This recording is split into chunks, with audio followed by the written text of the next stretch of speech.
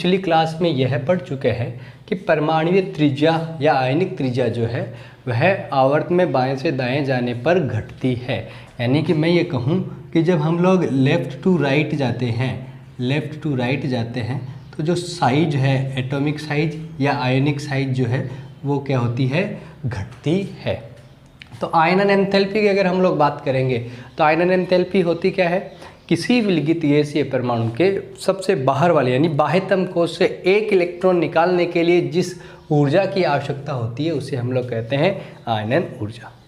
तो साइज यहाँ पे घट रही है तो बाएं से दाएं जाने पर आकार में कमी आती है और आयनन एंथैल्पी का जो मान है वह क्या होता है, बढ़ता है। आयनन एंथैल्पी के मान में इंक्रीमेंट होता है। क्यों? क्योंकि बाएं से दाएं जाएंगे तो प्रभावी नाभिकीय आवेश के बढ़ने के कारण आकार में कमी आएगी और आयनन एंथैल्पी का मान जो है वह लगातार बढ़ता चला जाएगा।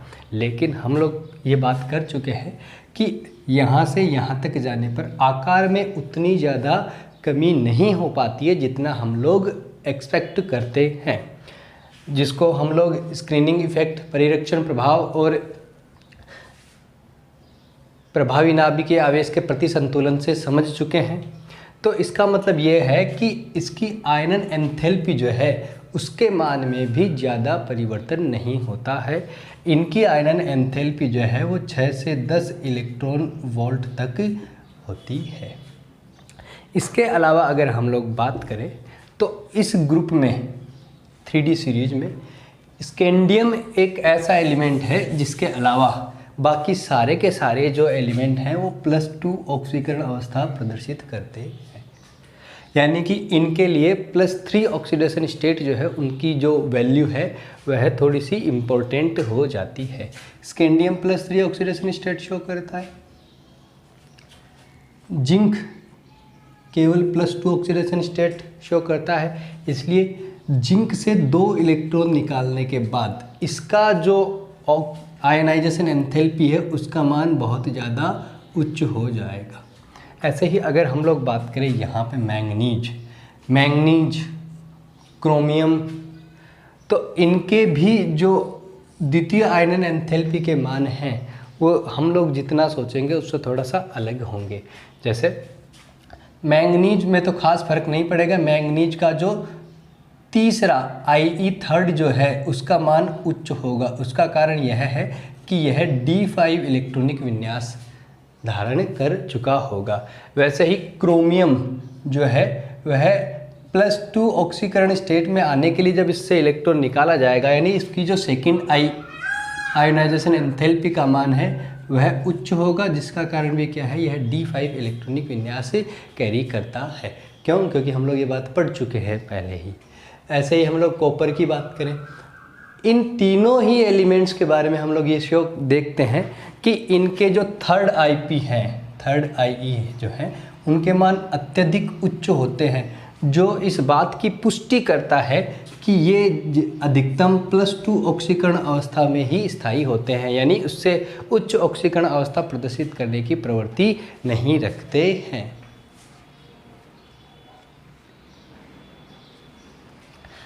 इसके बाद हम लोग बात करते हैं इनकी धात्विक प्रकृति। सारे के सारे D ब्लॉक एलिमेंट जो होते हैं वो धातु होते हैं।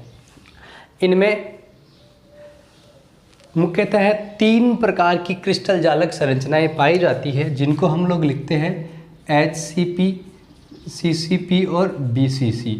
HCP है षटकोणीय निबिड़ संकुलन, CCP है क्यूबिक क्लोज पैकिंग फलक केंद्रित एकक कोष्ठिका और BCC है काय केंद्रित एकक कोष्ठिका। ये क्रिस्टल संरचनाएं जो हैं वो इनमें पाई जाती है। अगर हम लोग लिखें तो स्कैंडियम और टाइटेनियम जो है उनमें HCP क्रिस्टल संरचनाएं पाई जाती है। वेनेडियम, क्रोमियम और आयरन जो है उनमें BCC बॉडी सेंटर्ड क्यूबिक संरचनाएं पाई जाती है। कोबाल्ट, निकिल और कॉपर जो है उनमें CCP क्यूबिक क्लोज पैकिंग संरचनाएं पाई जाती हैं। मैंगनीज और जिंक जो है वह अपने क्रमशः D5 और D10 यानी कि अर्धपूरित और पूर्णपूरित इलेक्ट्रॉनिक विन्यास के कारण विशिष्ट क्रिस्टल जालक संरचनाएं बनाते हैं। डी ब्लॉक के तत्वों द्वारा इस प्रकार की संरचनाएं प्रदर्शित करने का मुख्य कारण यह है कि एक तो इनमें आसानी से अयुग्मित इलेक्ट्रॉन मिल जाते हैं, दूसरा इनका जो प्रभावी नाभिकीय आवेश जो होता है उसका मान ज़्यादा होता है, और ये होने के कारण ये प्रबल धात्विक बंध बनाते हैं, प्रबल धात्विक बंध बनाते हैं और इनमें संकुलन क्षमता पाई जाती है। यह थी इनकी धात्विक प्रकृति। अब हम लोग बात करते हैं डी ब्लॉक तत्वों की ऑक्सीकरण अवस्था के बारे में। देखिए, अगर हम लोग बात करें इनके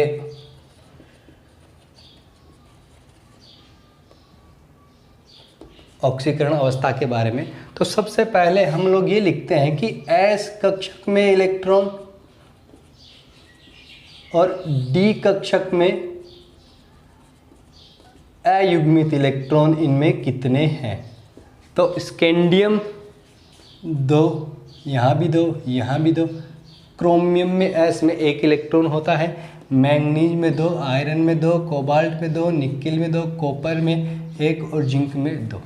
वैसे ही अगर डी कक्षकों में अयुग्मित इलेक्ट्रॉन, हम लोग टोटल इलेक्ट्रॉन नहीं लिख रहे हैं, यहाँ पे लिखे जा रहे हैं अयुग्मित इलेक्ट्रॉन। देखिए, हम लोग अयुग्मित इलेक्ट्रॉनों का पता कुछ इस प्रकार लगा सकते हैं। डी में स्कैंडियम के लिए केवल कितने इलेक्ट्रॉन होंगे? 1, और ये कैसा है? अयुग्मित, तो हम लोगों ने यहाँ पे लिख दिया 1। वैसे ही इसके लिए 2, इसके लिए 3, इसके लिए 5। क्यों? क्योंकि हम लोग डी में क्रोमियम के लिए D5 इलेक्ट्रॉनिक विन्यास लिखते हैं। मैंगनीज के लिए भी ये संख्या कितनी होगी? 5। मैंगनीज के बाद आयरन की बात की जाएगी तो आयरन के लिए D6 इलेक्ट्रॉनिक विन्यास होता है। जब हम लोग D6 लिखेंगे तो उसके बाद केवल हमारे पास 4 ही अयुग्मित इलेक्ट्रॉन बचेंगे। कोबाल्ट के लिए अगर हम लोग देखेंगे तो 3, निकेल के लिए देखेंगे तो 2, कॉपर के लिए भी 0 और जिंक के लिए भी 0। ये क्या है? ये है डी कक्षक में अयुग्मित इलेक्ट्रॉन की संख्या। अब हम लोग बात कर रहे हैं ऑक्सीकरण अंक के बारे में। तो देखिए, स्कैंडियम जो है, स्कैंडियम +3 ऑक्सीकरण अवस्था प्रदर्शित करता है। स्कैंडियम +2 ऑक्सीकरण अवस्था प्रदर्शित नहीं करता। सामान्यतः जो 3D सीरीज के यानी ट्रांजिशन मेटल्स हैं वो +2 ऑक्सीकरण अवस्था प्रदर्शित करते हैं, क्योंकि इनके जो सबसे बाहर वाला S कक्षक है उसमें 2 इलेक्ट्रॉन होते हैं जिनको आसानी से हम लोग बाहर निकाल सकते हैं। स्कैंडियम +3 ऑक्सीकरण अवस्था प्रदर्शित करता है। जब यह +3 ऑक्सीकरण अवस्था प्रदर्शित करेगा तो यह D0 इलेक्ट्रॉनिक कॉन्फ़िगरेशन प्राप्त कर लेगा। यानी कि अगर हम लोग ये देखें तो ये आर्गन यानी अक्रिय गैस का विन्यास प्राप्त कर लेगा। अगर हम लोग बात करें टाइटेनियम की, तो टाइटेनियम जो है वह +2 ऑक्सीकरण अवस्था भी प्रदर्शित करता है, +3 भी करता है और +4 भी करता है। ऐसा ही है, जब +4 में आएगा टाइटेनियम, Ti+4 जब हम लोग लिखेंगे तो उस समय यह D0 इलेक्ट्रॉनिक विन्यास धारण कर लेगा। इसी प्रकार हम लोग आगे इनके लिए लिख सकते हैं वैनेडियम +5 तक की ऑक्सीकरण अवस्था शो करता है।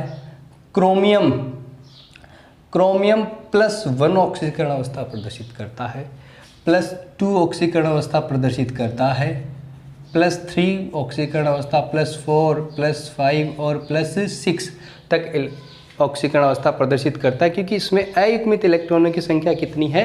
6। अगर हम लोग मैंगनीज तक देखेंगे तो मैंगनीज तक हम लोग इनकी जो उच्चतम ऑक्सीकरण संख्या है वह इनमें उपस्थित अयुग्मित इलेक्ट्रॉनों की संख्या के बराबर होती है। जैसे अगर स्कैंडियम की बात करें तो माफ़ कीजिएगा, S और D में उपस्थित इलेक्ट्रॉनों की संख्या के बराबर इनकी ऑक्सीकरण अवस्थाएं होती हैं। अगर यहाँ पे स्कैंडियम के लिए बात करें तो यहाँ पे इलेक्ट्रॉन कितने? 3, ऑक्सीकरण अवस्था भी 3, टाइटेनियम के लिए 4, ऑक्सीकरण अवस्था भी 4, वैनेडियम के लिए 5, ऑक्सीकरण अवस्था भी 5, क्रोमियम के लिए 6, ऑक्सीकरण अवस्था भी 6, मैंगनीज के लिए 7 और ऑक्सीकरण अवस्था भी 7। इसके बाद वाले तत्वों में अयुग्मित इलेक्ट्रॉन जो है वो D में कम होने के कारण ऑक्सीकरण अवस्थाएं जो हैं वो घटती चली जाती हैं। अगर हम लोग बात करें इनके लिए तो सामान्यतः हम लोग इनकी ऑक्सीकरण अवस्थाएं इस प्रकार लिख सकते हैं।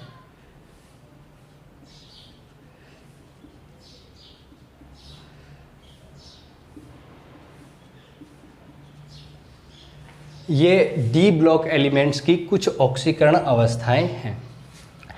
ये भी आयरन और कोबाल्ट भी इतनी हायर ऑक्सीडेशन स्टेट रिप्रेजेंट करने की टेंडेंसी नहीं रखते। इनकी जो सबसे स्टेबल ऑक्सीडेशन स्टेट्स होती हैं वो होती है +3। हम लोग ये बात कर चुके हैं कि निकिल, कॉपर और जिंक जो है उनके 3rd IE के जो मान हैं वो ज़्यादा होते हैं, जो इस बात को रिप्रेजेंट करते हैं कि ये अधिकतम +2 ऑक्सीकरण अवस्था ही प्रदर्शित करने की प्रवृत्ति रखते हैं। अगर हम लोग बात करें कॉपर और क्रोमियम, इस पूरी 3D सीरीज में कॉपर और क्रोमियम के अलावा कोई भी +1 ऑक्सीकरण अवस्था प्रदर्शित नहीं करता है। क्रोमियम के लिए हम लोग देखेंगे कि S में 1 इलेक्ट्रॉन था, कॉपर के लिए भी हम लोग देखेंगे कि S में 1 इलेक्ट्रॉन था, इसलिए ये जो है वो +1 ऑक्सीकरण अवस्थाएं प्रदर्शित करती है। इसके अलावा अगर हम लोग बात करें तो देखिए स्कैंडियम +3, जिंक +2 ऑक्सीकरण अवस्था जब रिप्रेजेंट करते हैं यानी प्रदर्शित करते हैं तो यह तो आर्गन के समान इलेक्ट्रॉनिक विन्यास वाला हो जाता है, यानी कि इसका जो इलेक्ट्रॉनिक विन्यास है वह हो जाता है अक्रिय गैस के विन्यास के जैसा। और जिंक जो है, जिंक में D10 इलेक्ट्रॉनिक विन्यास हो जाता है कि यानी कि यह पूर्ण पूरित इलेक्ट्रॉनिक विन्यास रिप्रेजेंट करता है। इस श्रेणी में मैंगनीज जो है वह +7 तक की ऑक्सीकरण अवस्था प्रदर्शित करता है, जिसका कारण यह है कि इसमें टोटल 7 अयुग्मित इलेक्ट्रॉन पाए जाते हैं। टोटल 7 अयुग्मित इलेक्ट्रॉन पाए जाने के कारण यह +7 तक की ऑक्सीकरण अवस्थाएं प्रदर्शित करता है। हम लोग ये बात कर चुके हैं कि स्कैंडियम से मैंगनीज तक इनकी जो अधिकतम ऑक्सीकरण अवस्था होगी वह S और D में उपस्थित इलेक्ट्रॉन के संख्या के योग के बराबर होगी, या हम लोग ऐसे भी कह सकते हैं कि इनकी जो ऑक्सीकरण अवस्थाएं हैं वो इनकी वर्ग संख्या के समतुल्य होती हैं, क्योंकि स्कैंडियम का वर्ग संख्या होती है 3, टाइटेनियम की 4, वेनेडियम की 5, क्रोमियम की 6 और मैंगनीज की 7 ऑक्सीकरण अवस्थाएं भी इनके वर्ग से मेल खाती है। अगर हम लोग बात करें तो मैंगनीज जो है उसकी +2 ऑक्सीकरण अवस्था और आयरन जो है उसकी +3 ऑक्सीडेशन स्टेट। मैंगनीज की +2 यानी Mn+2 और Fe+3, ये एक ऑक्सीडेशन स्टेट जो है ये स्थायी इसलिए हैं क्योंकि इस समय ये इनका जो डी कक्षक है वह अर्धपूरित इलेक्ट्रॉनिक विन्यास के साथ आ जाता है। देखिए मैंगनीज +2 निकालेगा 5 यहाँ, आयरन जो है वह +3 में देखेंगे तो हम लोग यहाँ पे 2 थे, यहाँ पे 6 थे, तो 3 इलेक्ट्रॉन टोटल निकले तो कितने बचे 5, तो ये ठीक है। कुछ ऐसे भी कंपाउंड्स हैं जिनमें डी ब्लॉक के तत्व जो है वो 0 ऑक्सीकरण अवस्था में उपस्थित होते हैं। अगर हम लोग बात करें तो देखिएगा जैसे NiCO4, FeCO5, CrCO6, ये ऐसे कंपाउंड हैं जिनमें निकिल, आयरन और क्रोमियम जो है उनका ऑक्सीकरण अंक है 0, यानी कि संक्रमण धातुएं जो हैं वो 0 ऑक्सीकरण अवस्था भी प्रदर्शित करती हैं। अगर हम लोग देखें तो इनकी ऑक्सीकरण अवस्था का इनके यौगिकों पर क्या असर पड़ता है। अगर हम लोग बात करें तो जो संक्रमण तत्व हैं, संक्रमण तत्व जो हैं उनकी उच्चतम ऑक्सीकरण अवस्था जो है, उच्चतम ऑक्सीकरण अवस्था, ये रिप्रेजेंट करते हैं या तो ऑक्सीजन के साथ या फिर फ्लोरीन के साथ। अपनी उच्चतम ऑक्सीकरण अवस्था ये ऑक्सीजन या फ्लोरीन के साथ ही शो करते हैं, जिसका कारण यह है कि एक तो इन दोनों का साइज यानी आकार क्या होता है, या हम लोग लिखें कि ये दोनों जो हैं वो स्मॉल साइज के होते हैं, आकार में छोटे होते हैं। दूसरा रीजन यह है कि इनकी विद्युत ऋणात्मकता जो है उसका मान बहुत अधिक होता है। फ्लोरीन तो वैसे ही मोस्ट इलेक्ट्रोनेगेटिव एलिमेंट है जिसकी वैल्यू 4 होती है और ऑक्सीजन के लिए 3.5 होती है। ये कंपाउंड जब अपने यौगिक बना रहे होते हैं तो अगर वो निम्न ऑक्सीकरण अवस्था में है तो यौगिक जो हैं वो बनेंगे आयनिक।